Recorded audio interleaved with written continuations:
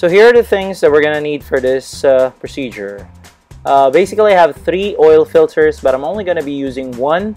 I'm gonna be testing out the BD7028. This one I'm holding right now is an LF3564, which is Fleet Guard. My first time to be using this one. I've heard very good things about it. And the one to the right there is a BD28, which is what is commonly used by most 4056 engines. It's quite small. The gasket is really tough, as you can notice. And also on the BD7028, it looks very tough. So I'm gonna try and fit that in later on. So loosen up the clamp that holds the hose to the turbocharger. Disconnect the hose that connects to the oil catch can. Disconnect the clamp that holds the hose to the filter box. At this point, you can now disconnect the entire hose, and this should give you some more space to work with. Using the oil filter belt strap, turn the filter counterclockwise.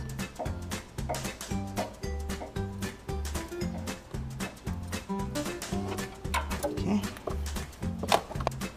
Once the oil filter is loose, you should be able to turn it by hand, again counterclockwise, to loosen the oil filter. At this point, you should be able to remove the oil filter. Just be careful because the oil filter will still contain some oil in it. Work your way up and you should be able to take that out. Open the oil filler cap and then remove the oil filter box cover to make some more space. Get a dab of fresh oil and put it around the gasket of the oil filter. They said it doesn't fit. Here I'm trying to test fit a BD7028, the bigger version of the BD28, normally used in a 4M40 or 4M41 block. I believe that's the 3.2 liter variant. Usually this is used on a Mitsubishi Pajero or the bigger version or the higher variant of the Montero Sport, equipped with a 3.2 liter engine. As you can see, it does fit 100%.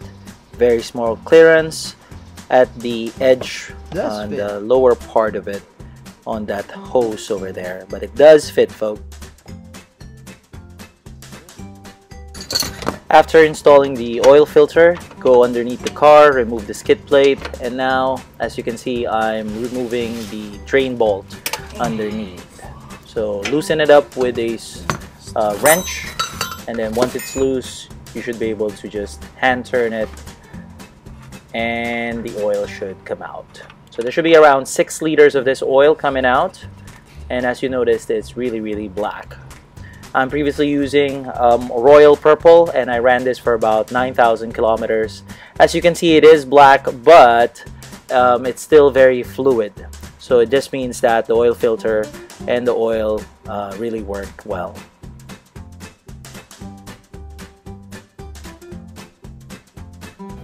Once it's completely drained, simply put back the drain bolt. Make sure you use new washers in it. And then afterwards, use a wrench to really tighten that up.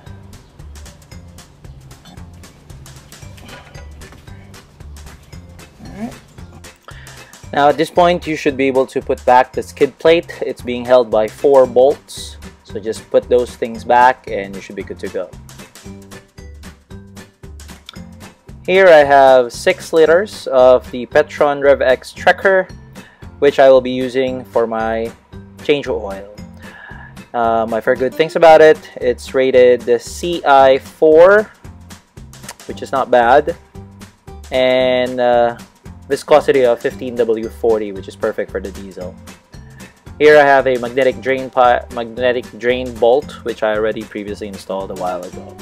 I also have a funnel, which I will be using so that to make the pouring of the oil onto the engine very clean. So at this point, I'm almost done. I'm just pouring the oil, and excuse the camera movement. I had the camera mounted on my head while I was filming this. Alright. So here, just pull the dipstick and check to see if the oil is within limit. You normally see a minimum and a maximum. It's always best that it's at either minimum or maximum, but not over it.